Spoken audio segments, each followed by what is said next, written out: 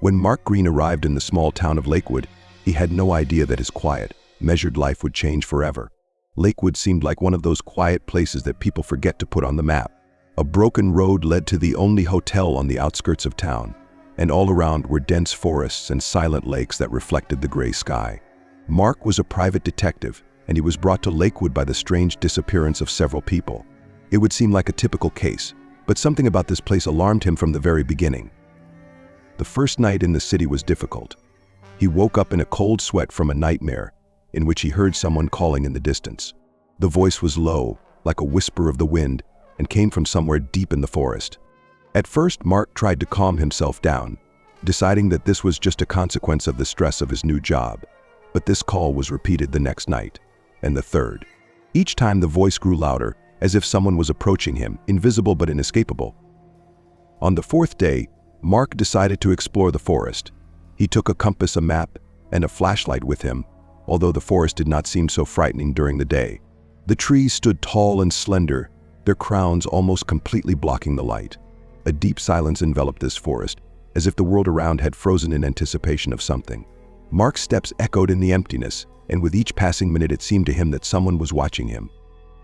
Mark had been walking for about an hour when he came across an old wooden sign.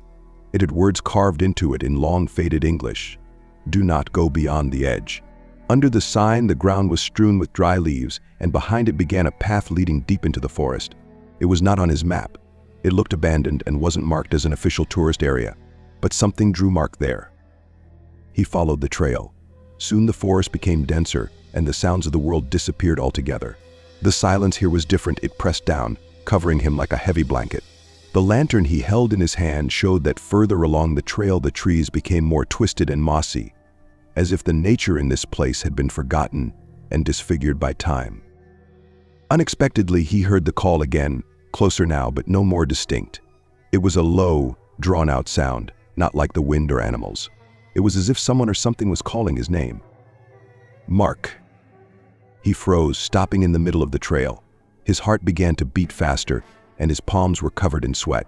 His mind told him it was time to go back, but something inside him held him back. He couldn't leave. Something was waiting for him here, unknown and hidden in the shadows. As he moved further along the path, he noticed that the forest had begun to change. The leaves on the trees had become darker, and the air was colder.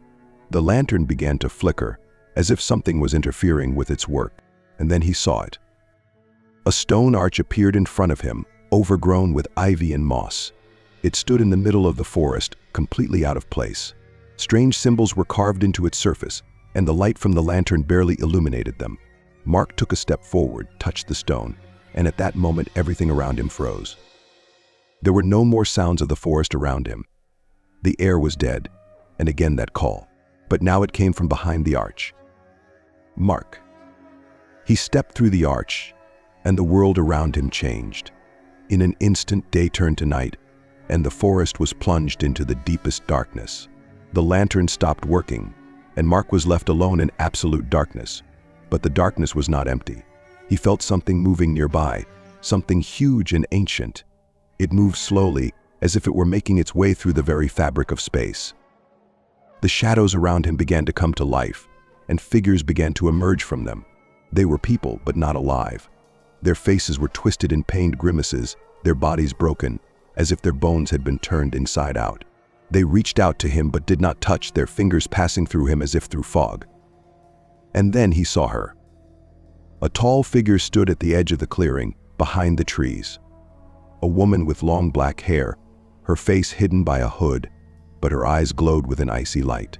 She looked at him, motionless, as if waiting. "Who are you?" Mark asked, though his voice was weak and trembling. The figure did not answer. She simply raised her hand and pointed to the arch. At that moment, he felt his body paralyzed with fear. Everything inside him screamed that he should run, but his legs wouldn't obey. A terrible realization grew inside him. He had crossed a line he shouldn't have crossed. "You came," the woman finally said, her voice like an echo of distant thunder. "You're one of us now." With those words, the world turned upside down again. In an instant, Mark found himself back where he'd started, on a path in the woods, by an old sign. He looked around. The morning sun was breaking through the treetops, and the forest seemed the same again. But something had changed. There was a scar in the back of his mind, a memory of what he'd seen. He returned to Lakewood, but from that day on, his life was never the same. Every night he heard a call from the forest. The voice began to haunt him, becoming more and more insistent. And one day he woke up, found traces of cold fingers on his neck, as if someone was trying to wake him up. Mark realized that there was no way back.